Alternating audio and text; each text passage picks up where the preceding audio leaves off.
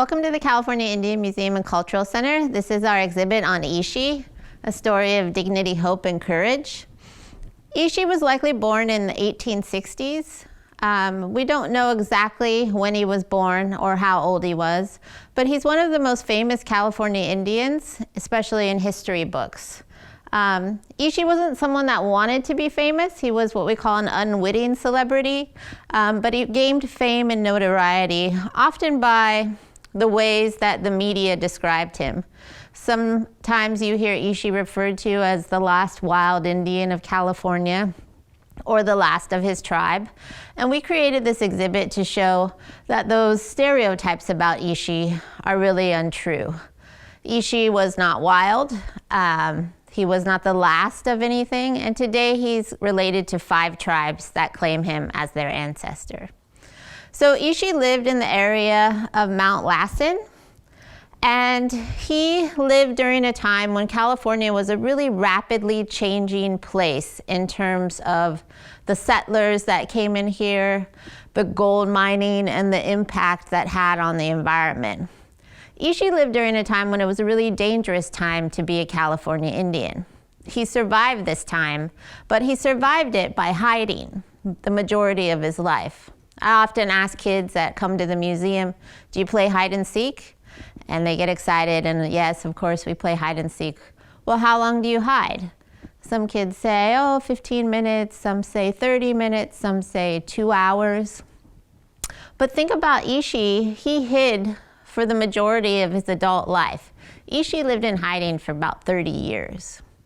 And he lived in hiding because during that time, when gold miners came, there were lots of laws passed in California that carried out what the first governor of California called a war of extermination on Native people. And so settlers sought to get rid of California Indians so that they could gain the land and the resources. And Ishi lived with his tribe, the Yana, and it was a fairly big tribe, but they suffered several massacres. And his Yahi tribe is a subset of the Yana, and during those massacres, his tribe and family became smaller and smaller. So looking at maybe living in a group of maybe 30 people, after several waves of massacres, Ishi finally came down to just living with himself, his mother, and his sister. And they lived in hiding, often coming out at nighttime to gain supplies, like going to mining camps and raiding mining camps. It's funny when people describe Ishi as the last wild Indian of California, it really isn't accurate because he was a survivor, yes, resilient, yes, and very adaptable. He went into mining camps and got necessities as he needed them, although he did that at the risk to his own life and his own family, because that would very well, had he been caught, would have been something he would have been executed for. When Ishi came into the town of Oroville, he was quite modern. He had a bag of coffee, a denim hat, a metal spoon, all kinds of conveniences that he would have found in mining camps. So during his lifetime, Ishi suffered great loss. And if you could put yourself in those shoes and imagine losing members of your tribe and losing members of your family, eventually Ishi lost his mother and his sister while they lived in hiding, and he was all alone. And so much of Ishi's story is about human connection and hope, because he went into town and met the very people that he feared his life from. So during the time that Ishi lived and survived in California, it was a very dangerous place for California Indians. Perhaps we lost the largest amount of people in the most dramatically short period of time. If you look back at California history, during the missions, it's estimated that we lost about 100,000 California Indians over several decades due to some violence, largely due to disease and lack of nutrition in the missions, things like that. But during the gold rush, there was much more active violence going on. And there were laws with the state of California that were passed that were part of that goal of extermination that facilitated the decimation of the California Indian population. So for example, one of the first laws on the legislative books for California were that California Indians couldn't carry a firearm. Another were that California Indians couldn't testify in a court of law against a white person. There were laws for indentured servitude, and there were laws for militias to go out and hunt Indian people, what they termed unruly Indians, but we know that that's probably all Indians at the time. The state of California reimbursed more than $1 million to private militia groups to go out and hunt Indian people. The bounties that were paid for those Indian people ranged between 5 cents and $5. We keep a $5 bill on our wall to remind us that this is the amount that would have been paid to hunt Indian adults during the time that Ishi lived. Also, we should talk about what would have happened to Indian children. So we know that, with the hunting and slavery, this is why Ishi and his family lived in hiding in order to escape these things. There was a law called an Act for the Government and Protection of California Indian Children. That was in existence at the time that Ishi was living, and it focused on taking California Indian children who were considered minors at the time, that was under the age of 30, and if they were found without parents, they would be taken and placed as indentured servants with white families until their age of majority, which again was late 20s, 30 years old. So what would happen is that essentially it facilitated a slave trade. Indian children, boys, were sold for $60 and girls were sold for $200. Girls were often taken as concubines. And so what happened with these children is that having the law that says that you can't testify in a court of law against a white person, slave traders would go into Indian villages, kill all of the adults, and take all the children and sell them on auction. And so this facilitated a very violent situation that California Indians couldn't have survived. And so we see a huge decimation of our population during this period. And we know that Ishi, to be able to come into the town of Oroville in 1911, had to survive a lot of active assaults on his life and his family. In Oroville, in 1911, Ishi essentially went into town, and he ended up at a slaughterhouse and came into contact with settlers in that area. They were both scared of each other, not knowing what to do. They called the sheriff, and Ishi was put into jail, although he had not committed a crime. But this is when Ishi becomes his unwitting celebrity. So Ishi became very famous during that time because newspapers started writing about him. Last wild Indian of California. And lots of people started to gather around the jail. And during that time, his story went statewide, nationwide, and people started wanting to try to get a look at Ishi, and so they gathered outside, and so there were lots of people outside the jail in the small town of Oroville, California. And so it was interesting because the sheriff and other folks wanted a piece of that celebrity and that notoriety, so they actually thought about naming Ishi Oroville. And initially they gave him the name Panama Kid Weber, which was a combination of the sheriff's name and other people who were present at the slaughterhouse that the day Ishi came out of hiding.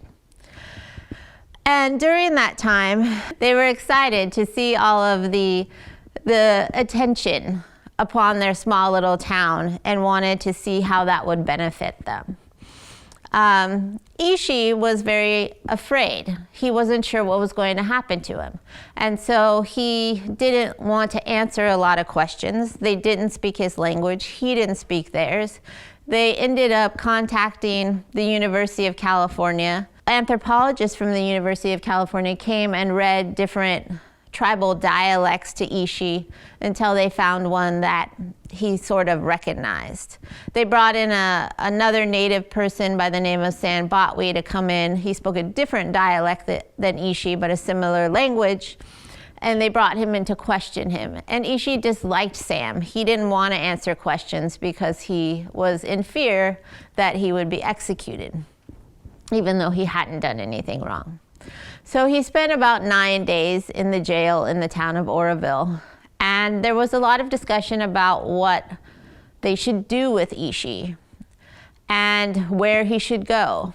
And the anthropologists at the University of California requested custody of Ishi and wanted to take him back to their museum that they were opening on the University of San Francisco campus near Parnassus. And so Ishi went with them, rode a train back to the Bay Area, and ended up being the first Native American employee of the University of California. He lived at the museum, he worked as a janitor, he earned $25 a month. The majority of the money that he earned, he left to scholarships with the university after he passed. And he spent some time living in San Francisco. During the time that Ishi was in San Francisco, he enjoyed lots of things that San Francisco had to offer. In fact, his favorite thing was riding cable cars. And so he visited cable cars, he met with university scientists, he worked at the museum, he met people at the museum, he demonstrated his traditional arts, he shared what he felt was shareable information about his culture. One thing that was very private about Ishi's culture was his name. Ishi, that we refer to him as, is the word for full-grown man in the Yahi language. So we don't actually know what Ishi's name is because his name was ceremonial and he kept that private.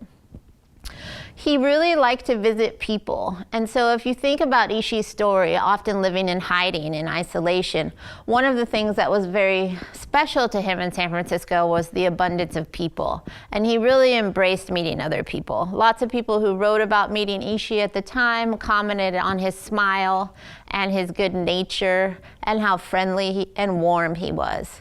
He often spent a lot of time at the hospital next to the museum, visiting hospital patients and making friends. One of the things that we know that Ishi loved about San Francisco was food. He gained about 30, 40 pounds when he moved to San Francisco. As Native people, we always say, yeah, that's what happens when you eat pasta. Generally gain about 30 to 40 pounds. So pasta was one of his favorite foods while he was in San Francisco. The interesting thing about the scientists at the time is that they wanted to try to impress Ishi. And Ishi was very much about being a Yahi man. He went to San Francisco, but he wasn't very impressed by things that the scientists thought were advancements of the 20th century. So for example, they would take him to air shows in Golden Gate Park, and Ishi would look at the planes and say, oh, well, the plane flies good, but hawks fly better. And they'd take him and they'd fit him for suits and shoes and Western clothes. And, you know, Ishi often was comfortable in jeans and khakis. But when they would take him out to get suits and shoes, he would say, you know, these shoes are nice, but my feet never wear out.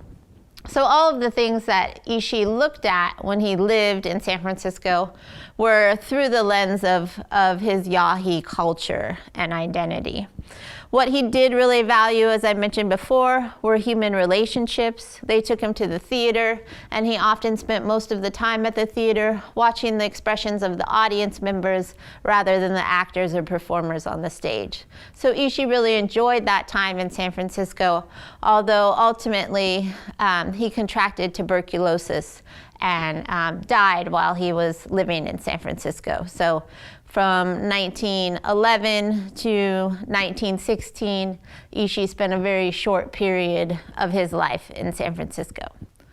So the scientists, the anthropologists at UC Berkeley that lived and friended Ishi often wanted Ishi to teach them things about his life in a sense of pre-contact. They wanted a picture of what his life looked like when he was out there living in the wilderness, but what we know is that he was also living in hiding. And so anthropology often looks at culture in the past, and we wonder about the questions that they asked Ishi because they don't always integrate important things that we would like to know about his life, like if he had a family, what his experiences were during those genocidal events in his life, how he survived those things. Anthropology really wanted to capture things about Ishi's life related to hunting and fishing and housing structures and tools and weapons. And so they spent a long time, Alfred Kroeber spent a long time trying to convince Ishi to go back to Deer Creek, which was where the cave was that he hid in for that long period of time with his mother and his sister while they were surviving. And Ishi made many excuses not to return to Deer Creek. One of them was that he didn't know how to ride a horse. And so after a few years of pressure, Ishi eventually gave in, and the group went back to Deer Creek. And they usually capture these photos of Ishi, although they're really not representative of what his life was like prior to coming into the town of Oroville, because we know that he lived in a lot of fear and he did things to adapt and survive. These pictures give us a stereotypical lens into Ishi's life, and they look at clothing and hunting. One of my favorite stories about these pictures is that Ishi, they wanted him to hunt a deer. The anthropologists really wanted to document Ishi hunting a deer. And so they brought an old bow and arrow off the museum wall. And if you think about Ishi living in San Francisco and riding cable cars and eating at North Beach, he was a little out of practice at deer hunting. And so, not to mention that the bow and arrow was not finely tuned and didn't really shoot straight. So they did manage to find a deer out there, and they kind of staged these photos of the deer hunt. Kroeber had to shoot the deer with a gun that he brought on the trip, and then they put arrows and staged the deer as if it was kind of Ishi in his natural environment. So these pictures, while they're nice illustrations of what life might have been like pre-contact, they're also a bit of an anthropological fantasy when it comes to Ishi and his life prior to coming into the town of Oroville. One of the important aspects of Ishi's life and death are that he gives a human face to an ongoing debate between science and Native people. When Ishi passed away, he had contracted tuberculosis. We don't know exactly how he contracted tuberculosis. The lead scientist, Alfred Kroeber, his first wife had died from tuberculosis. Ishi visited hospital patients. He could have contracted it from hospital patients. He also continued his cultural arts in San Francisco using things that were thrown away from the hospital, so he could have got in touch with something that was contaminated. We don't know exactly. There were lots of ways in which he could have contracted tuberculosis at this time. And he knew he was going to die. And he didn't tell the scientists exactly how he wanted to be honored in death, but he did tell them that he wanted to be buried whole, that his body needed to be whole in order for him to make his journey in the spirit world. And so, as science would have it, although he communicated that to them, medical autopsy was still performed on Ishi after he passed away. One of the things that was later uncovered was that when Ishi signed the documents to admit himself into the hospital, it was a teaching hospital at the time, and he did will his body to science. Ishi did speak several hundred words of the English language, but how many of us actually read fine print on things we're signing when we're getting admitted to the hospital? So Ishi, they performed a medical autopsy, and something that was out of the ordinary in that autopsy was that they removed his brain. Now we know at that time that science was very much grounded in some structural, institutional, racist principles.